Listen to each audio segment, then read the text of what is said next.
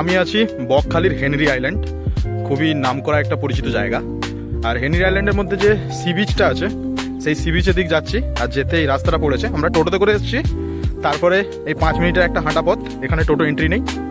আর হাঁটতে হাঁটতে আমার দুপাশে যে গাছগুলো দেখা যাচ্ছে, এগুলো সবই সেই সুন্দরবনের ম্যানগ্রোভ জাতীয় যে উদ্ভিদগুলো, সেই গাছই।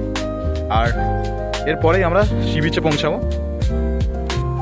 আর বিচে যাওয়ার আগে ঠিক এই কাঠের পোলটা আমাদের সামনে এলো, আর এই কাঠের পোলটা পেরিয়েই আমরা বিচে পৌঁছে যাব একটুখানি এগিয়ে।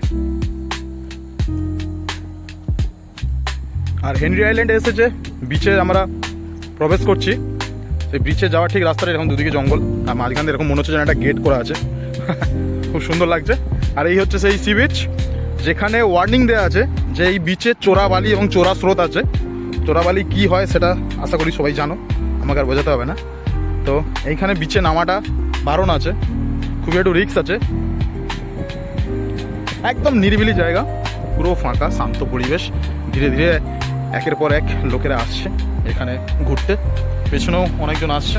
এই ঠিক এই রাস্তাটা দিয়ে আমরা এলাম, মনে হচ্ছে যেন জঙ্গলের ভেতর দিয়ে একটা রাস্তা। আর এই পাশে সমুদ্র। এটাই সেই হেনরি আইল্যান্ডের সি বিচ, দিগন্ত বিস্তৃত সমুদ্র, নিরিবিলি শান্ত পরিবেশ। এখন হালকা রোদ আছে,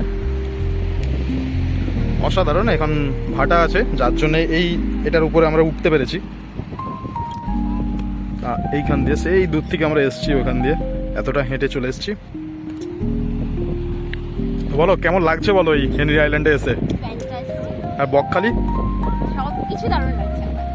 যেগুলো আমার সাইড থেকে ঘোরা হচ্ছে, আর এর আগে যে মৌসুমী আইল্যান্ডটা ঘোরা হলো, সেটা নিয়ে সেটা আলাদা